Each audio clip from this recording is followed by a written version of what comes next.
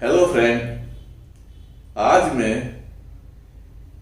प्राधिकृत अधिकारी द्वारा जब्त की गई संपत्ति के संबंध में धारा 52(3) के तहत जारी किए गए अधिहरण के आदेश के विरुद्ध अपील करने के प्रावधानों के बारे में बात करूंगा। तो राजस्थान वन अधिनियम 1953 की धारा 52(a) में अपील करने के प्रावधान है। तो ये धारा 52(a) क्या कहती है, मैं शब्द से शब्द पढ़ करके आपको बताता। 52 का अधिहरण के आदेश के विरुद्ध appeal against order of confiscation, इसकी उपधारा 1। अधिहरण के किसी आदेश से व्यथित कोई भी व्यक्ति ऐसे आदेश से 30 दिवस के भीतर या यदि ऐसे आदेश का तथ्य उसको संसूचित नहीं किया गया हो तो ऐसे आदेश की जानकारी की तारीख से 30 दिवस के भीतर उस वन क्षेत्र के जिसमें वन उपज अभिग्रहित की गई है मुख्य वन संरक्षक, जिसे इस अध्याय में अपील अधिकारी के रूप में निर्दिष्ट किया गया है, को ऐसे प्रारूप में संदेह ऐसी फीस के साथ जो विहित की जाए और अधिहरण के आदेश की प्रमाणित प्रति सहित लिखित अपील कर सकेगा। ये प्रावधान ये कहता है कि प्राधिकृत अधिकारी के अधिहरण आदेश से यदि कोई पक्ष असंतुष्ट है, दुखी है, तो वह पक्ष उस आदेश के खिलाफ उस आदेश की सूचना मिलने के 30 दिन के अवधि के भीतर उस क्षेत्र के संबंधित मुख्य वन संरक्षक को अपील विहित प्रारूप में और निर्धारित फीस के साथ और प्राधिकृत अधिकारी के अधिहरण के आदेश की प्रमाणित प्रतिलिपि के साथ पेश करेगा। तो इसके अंदर अपील के साथ 3 चीजें स्पष्ट है कि अपील कोई विहित प्रारूप हो तो उसमें पेश करें, और अपील की जो फीस होती है वो जिस रूप में भी निर्धारित होती है वो उस रूप में वो फीस पेश करें, और अधिहरण के आदेश की प्रमाणित प्रतिलिपि उसके साथ पेश करें। ये 3 चीजें किसको पेश की जाएगी? जिस वन क्षेत्र से या जिस क्षेत्र से जो संपत्ति अभिग्रहित की गई है उस क्षेत्र का मुख्य वन संरक्षक कौन है, उस मुख्य वन संरक्षक को वह अपील पेश की जाएगी। एक इसमें स्पष्टीकरण दिया गया है, इस उपधारा में निर्दिष्ट 30 दिवस की काल अवधि की संगणना करते समय अधिहरण के आदेश की प्रमाणित प्रति प्राप्त करने में अपेक्षित समय अपवर्जित किया जाएगा। कि अधिहरण के आदेश की प्रमाणित प्रतिलिपि प्राधिकृत अधिकारी कार्यालय से जो ली जाती है उसमें प्रमाणित प्रतिलिपि के लिए पेश किए गए प्रार्थना पत्र के दिन और जिस दिन प्रमाणित प्रतिलिपि मिलती है उस दिन के बीच में जो समय लगता है वह समय अपील की 30 दिन की अवधि में शामिल नहीं होगा। यानी कि अपील की 30 दिन की अवधि में प्रतिलिपि प्राप्त करने में जो समय लगता है या लगेगा वह समय उसके अंदर इंक्लूड नहीं है। ठीक है, ओके। अब इसका बिंदु संख्या 2 क्या कहता है? अपील प्राधिकारी अपील का ज्ञापन प्रस्तुत किए जाने पर अभिग्रहण करने वाले अधिकारी को और अपीलार्थी को सुनवाई के लिए नोटिस जारी करेगा और मामले का अभिलेख मंगवा सकेगा।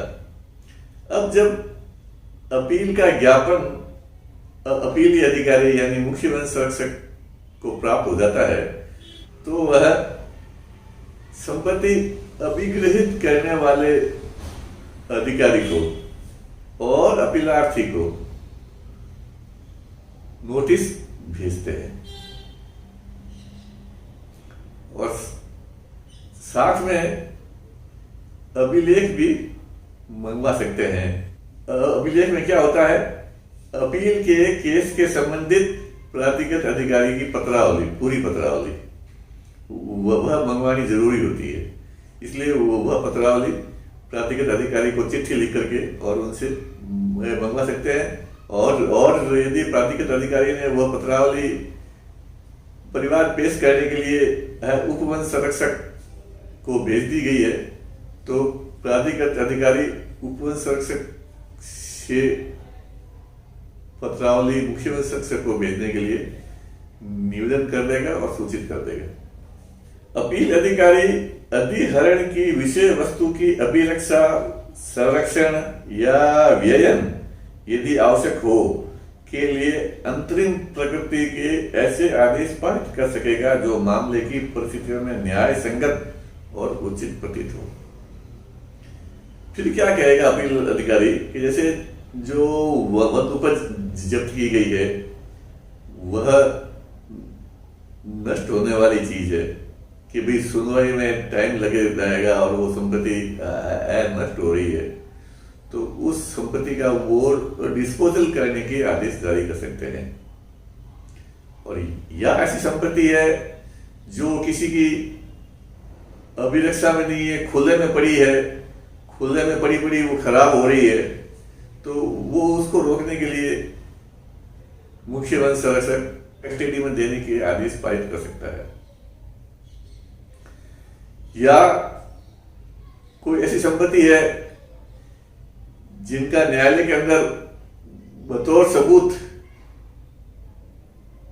जरूरत पड़ती है और आवश्यक है, और वो संपत्ति खराब होने वाली है, तो उसको प्रिजर्वेटिव के साथ या उसको प्रिजर्वेशन करने के भी अंतरिम आदेश दे सकते हैं। तो मुख्य वन संरक्षक नोटिस जारी करने के बाद जो अभिगत की गई संपत्ति है जिसके संबंध में अधिहरण का आदेश जारी किया गया है, उस संपत्ति को किसी को अभिरक्षा में देने या उसका संरक्षण करने या उसका डिस्पोजल करने के लिए अंतरिम आदेश पारित कर सकते हैं, जो कि उस मामले में न्याय संगत और उचित प्रतीत होते हैं। अब बिंदु संख्या 4 क्या कहता है? अपील अधिकारी मामले की प्रकृति या जटिलताओं को ध्यान में रखते हुए अपील के पक्षकारों को उनके अपने अपने विधि व्यवसायों द्वारा प्रतिनिधित्व करने के लिए अनुज्ञात कर सकता है।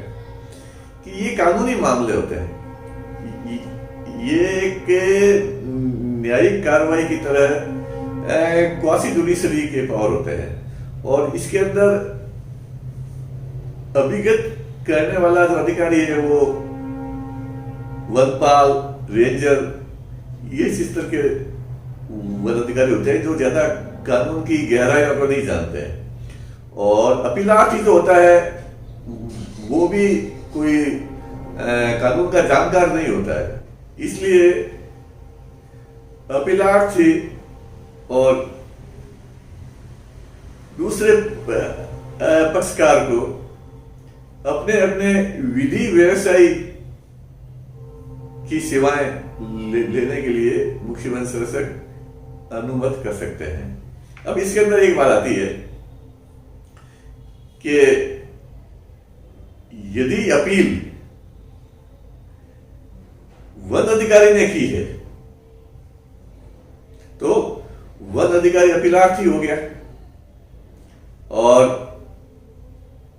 यदि अपील संपत्ति के मालिक या उसमें हित रखने वाले किसी व्यक्ति ने की है तो अपीलार्थी संपत्ति का मालिक या उसमें हित रखने वाला व्यक्ति हो गया।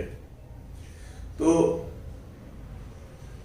वन अधिकारी जो एक सरकारी पक्षकार होता है वो अपने पक्ष में सुनवाई के दौरान विधि व्यवसायी को नियुक्त करवाने के लिए संबंधित जिला कलेक्टर को प्रार्थना पत्र पेश करेंगे, जिसके अंदर अपील की कॉपी और आवश्यक दस्तावेज उससे पीछे लगा करके और वो जो कलेक्टर को पेश की जाती है। फिर कलेक्टर उसके ऊपर अपने जिले के पैनल लॉयर या लोक अभियोजक को भी इसके लिए आदेश दे सकते हैं। तो कलेक्टर के आदेश जारी होने के बाद उस लोक अभियोजक या पैनल लॉयर का वकालतनामा मुख्य वन संरक्षक के समक्ष पेश किया जाएगा, जिसको मुख्य वन संरक्षक अनुमत कर सकते हैं। या दूसरा पक्ष जो संपत्ति का मालिक है या संपत्ति में हित रखता हो, वह अपने पक्ष में विधि व्यवसायी की सेवाएं लेना चाहता है, तो वह विधि व्यवसायी यानी एडवोकेट का वकालतनामा भर के मुख्य वन संरक्षक के समक्ष पेश करवा सकते हैं, जिसको मुख्य वन संरक्षक अनुमत कर सकते हैं। तो ये इस उपधारा में यह है कि प्रकरण की सुनवाई के लिए, प्रकरण की अपील की सुनवाई के लिए विधि व्यवसायों की सेवाएं दोनों पक्ष का ले सकते हैं और उनको मुख्य वन संरक्षक अनुमत कर सकते हैं। अब बिंदु संख्या 5, अपील प्राधिकारी अपील की सुनवाई के लिए नियत तारीख पर या ऐसी तारीख पर जिसके लिए सुनवाई स्थगित की जाए अभिलेख का परिशीलन करेगा और अपील के पक्षकारों को सुनेगा। यदि वे व्यक्तिगत रूप से या लिखित में सम्यक रूप से प्राधिकृत किसी अभिकर्ता के माध्यम से या किसी विधि व्यवसाय के माध्यम से उपस्थित हो और तत्पश्चात अधिकरण के आदेश की पुष्टि, उसे उल्लंघने या उसे उपांतरण करने का आदेश पारित करने के लिए अग्रसर हो गए।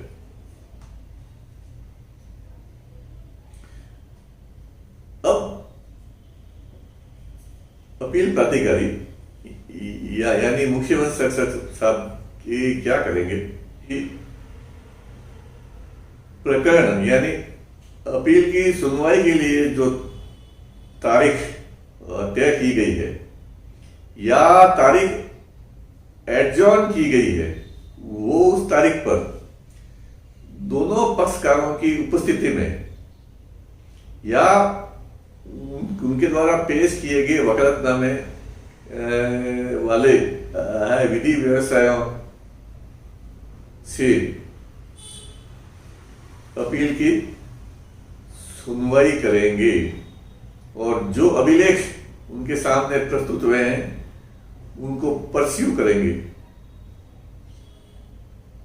उनका अवलोकन करेंगे। यह कार्रवाई मुख्य वन संरक्षक द्वारा की जाती है और पेश दस्तावेज और सुनवाई के समय जो फैक्ट्स पेश किए जाते हैं, उन फैक्ट्स के आधार पर वह अधिहरण के आदेश यानी प्राधिकृत अधिकारी द्वारा जारी अधिहरण के आदेश को कंफर्म करने या उसको रिवर्ट करने या उसको मॉडिफाइड करने के लिए वे आगे बढ़ेंगे। सिंपल मामला क्लियर है।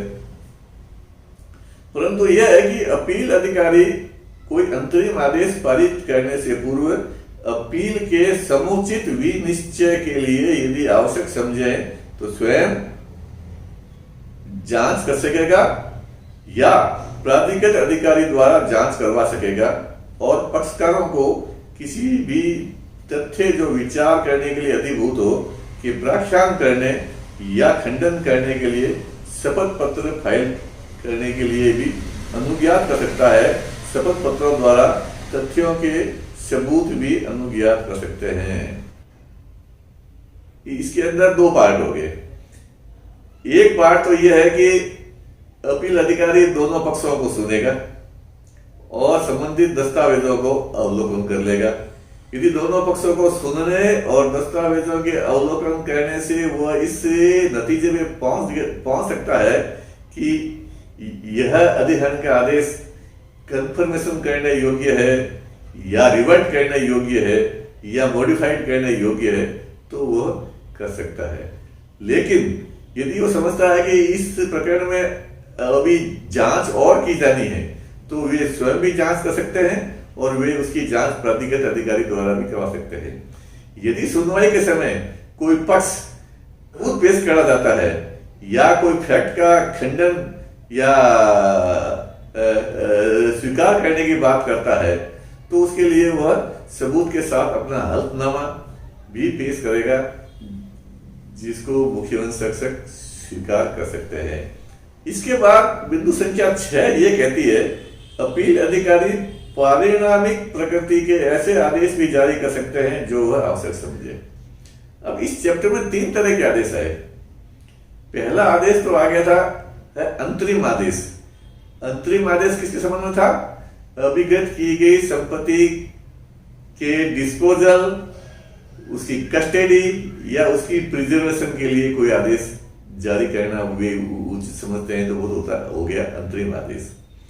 फिर सुनवाई के बाद और जांच करने के लिए या कोई और अन्य पारिणामिक आदेश कि अब तक जो कार्रवाई की गई वो उसका पारिणामिक आदेश की कोई जरूरत होती है तो वो अपील प्राधिकारी अधिकारी जारी कर सकता है। अब पारिणामिक आदेश क्या हो सकता है कि प्राधिकृत अधिकारी से कोई जांच करवानी हो तो वो जांच करवाने का आदेश पारिणामिक आदेश होगा। यदि वो पूरा केस प्राधिकृत अधिकारी को रिमांड करने जाते हैं और इसके अंदर आपने जांच सही नहीं की, इसको फिर से जांच करो, तो वो रिमांड का आदेश भी पारिणामिक आदेश होगा। तो अंतरिम आदेश पहले जारी होता है, उसके बाद पारिणामिक आदेश जारी होता है, फिर अंत में अंतिम आदेश जारी होता है जिसमें फैसला होता है। नंबर 7 क्या कहता है? अंतिम आदेश या पारिणामिक आदेश की प्रकृति के आदेश की प्रति प्राधिकृत अधिकारी को अनुपालन करने के लिए या अपील प्राधिकारी के आदेश के अनुरूप कोई भी अन्य समुचित आदेश पारित करने के लिए भेजी जाएगी। तो अंतरिम आदेश या पारिणामिक आदेश की जो कॉपी है, प्रति है, या अंतिम आदेश की प्रति प्राधिकृत अधिकारी को भेजी जाएगी। किसके लिए? उस आदेश की पालना करने के लिए या उसके अनुरूप कोई ऐसा आदेश जारी करने के लिए। उस आदेश की प्रति प्राधिकृत अधिकारी को भेजी जाएगी। तो ये मोटे तौर पर आपका जो अधिनियम के प्रावधान है वो हो गए। अब मेन चीज ये है, एक बार और समझना जरूरी है कि वन उपज या संपत्ति जो वन अपराध में प्रयुक्त हुई है उसको किसी वन अधिकारी ने जब्त किया है, उस वन उपज और वन अपराध में उपयोग की गई सामग्री के अधिहरण करने के आदेश धारा 52(3) के तहत प्राधिकृत अधिकारी द्वारा जारी किया जाता है। अब अपील के अंदर यह तथ्य लिखा जाता है कि उस आदेश में क्या कमी है, कौन से पहलू को प्राधिकृत अधिकारी ने नहीं छुआ, या प्राधिकृत अधिकारी के समक्ष जो सबूत पेश किए गए उन सबूतों को प्राधिकृत अधिकारी ने कंसीडर किया कि नहीं किया। तो प्राधिकृत अधिकारी के आदेश में क्या कमी है, क्या कानूनी लैकुना रह गया है, उसको इंगित करते हुए अपील पेश की जाती है। और अपीली अधिकारी सुनवाई भी उसी चीज की करेगी, उसी चीज का करेगा, उसी फैक्ट का करेगा जो अपील में दर्ज है। अब अपील में जो अपीलार्थी ने अपने पक्ष में जो फैक्ट लिखा है उस फैक्ट के ऊपर अपीली अधिकारी सुनवाई करेगा। और उससे संबंधित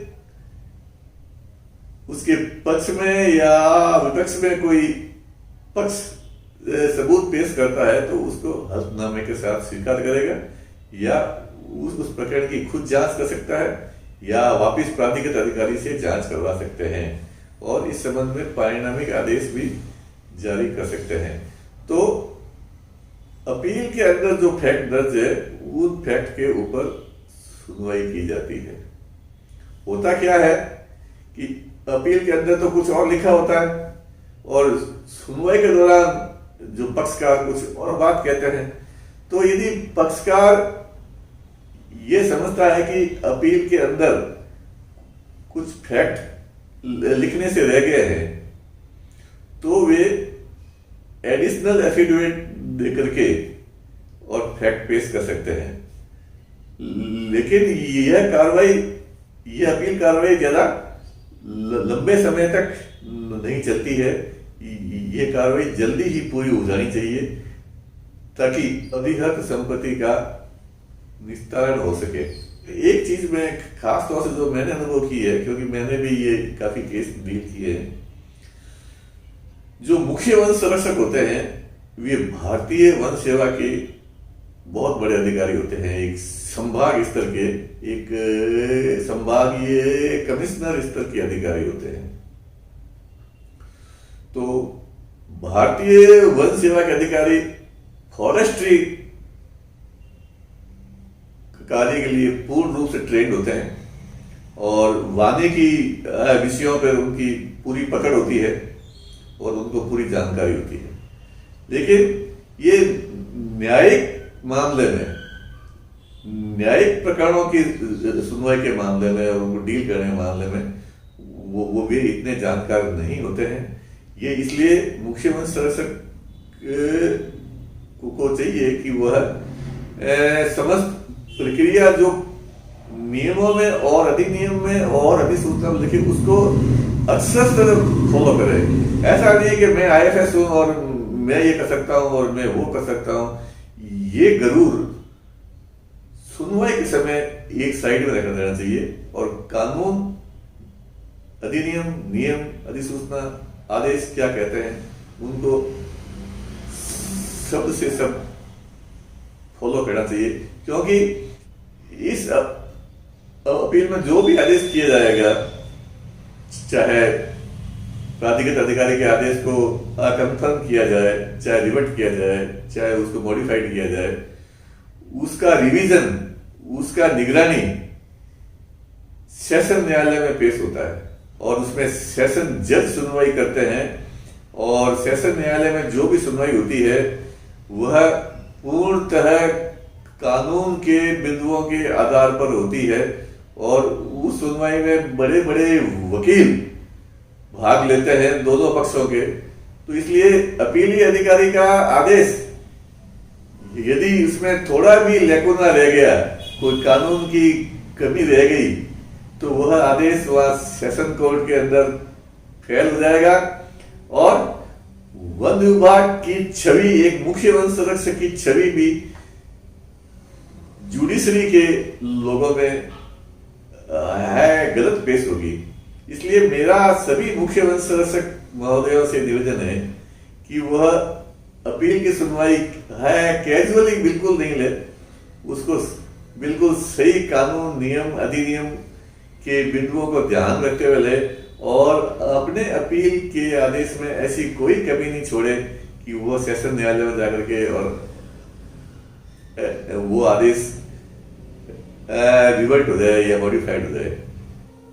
अब मैं राजस्थान वन अधिनियम 1953 की धारा 52 का, जिसमें अधिहरण आदेश के विरुद्ध अपील लेने के प्रावधान हैं, ये इस धारा के तहत राज्य सरकार ने जो नियम बनाए हैं ये इस नियमों के ऊपर जानकारी देता हूं। तो ये नियम मैं इसके ऊपर डिस्प्ले भी कर रहा हूं और पढ़ के सुना रहा हूं।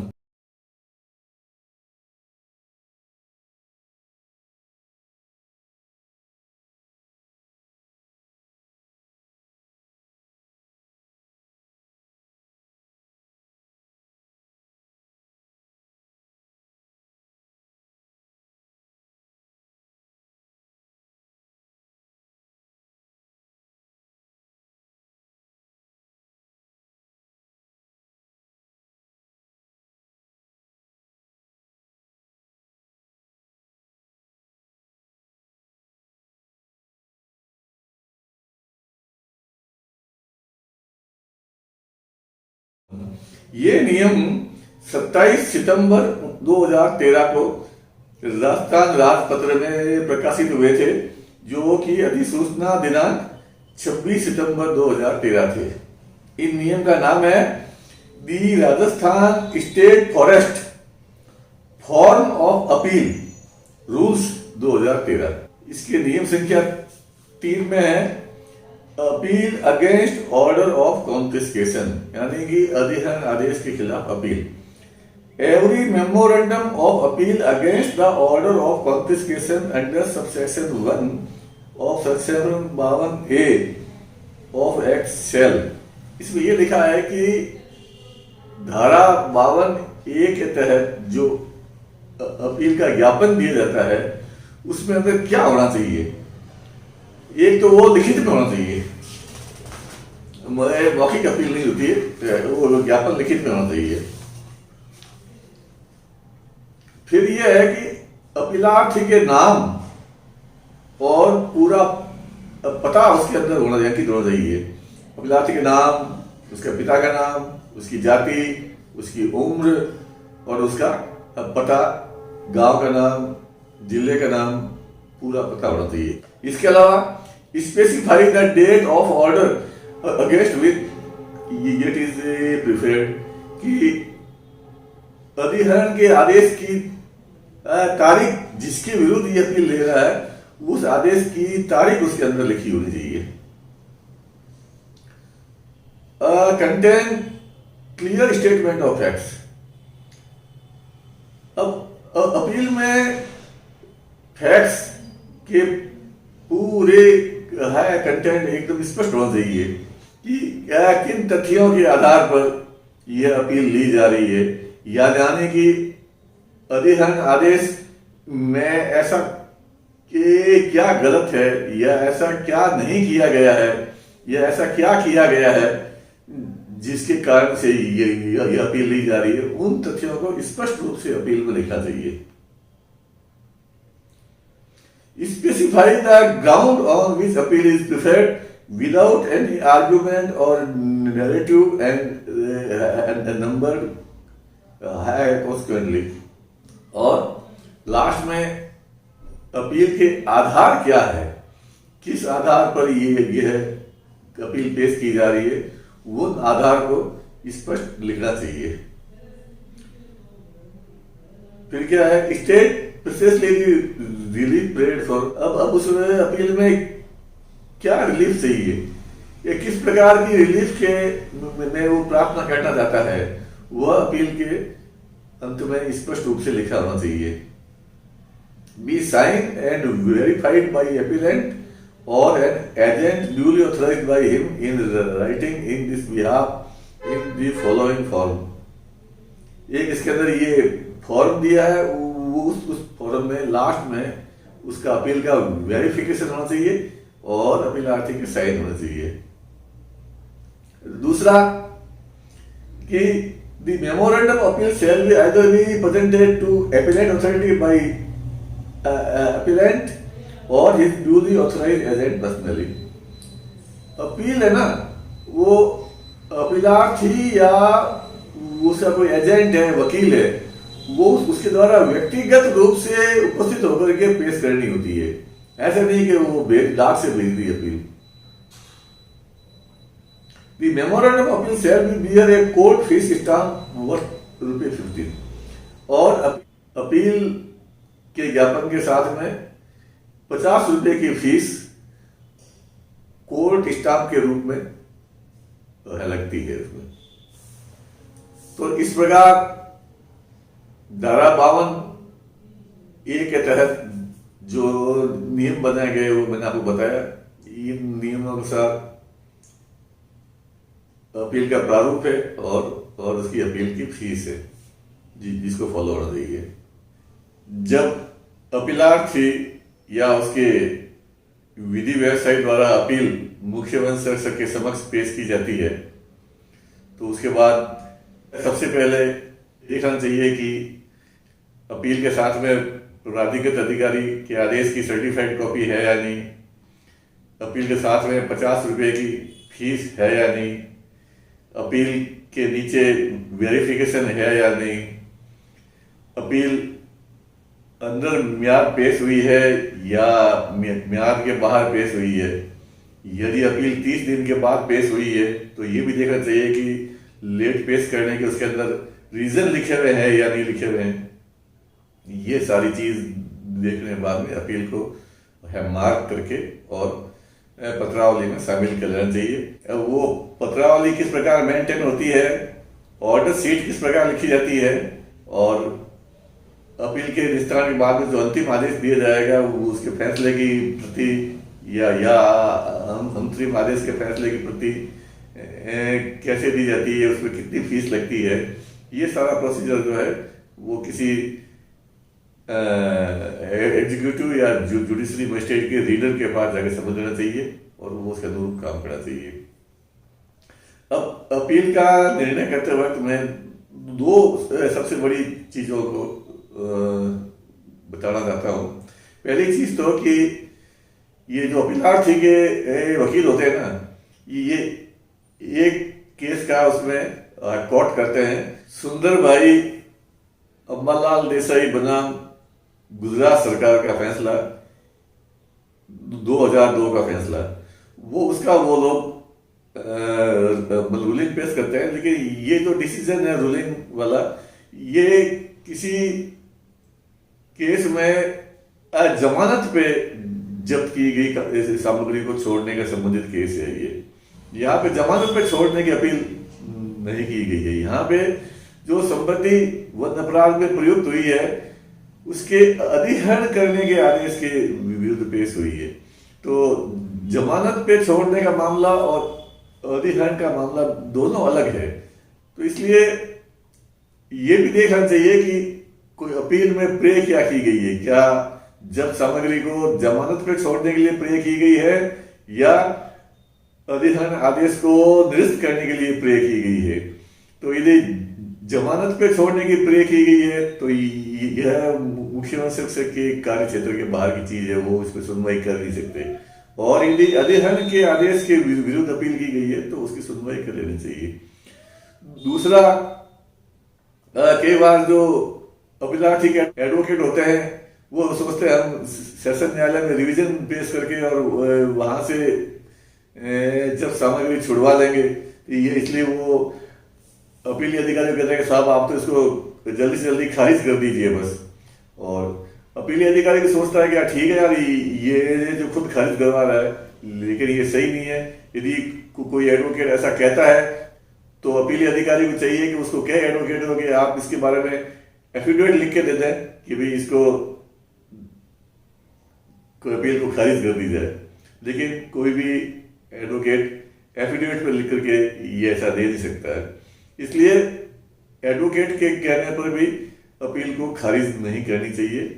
अपील में पूरी तरह फैक्ट और जिस आधार पर अपील की गई है वो उनका अवलोकन करके, वो उसके साक्ष्यों का अवलोकन करके अपील का निर्णय देना चाहिए। नमस्कार।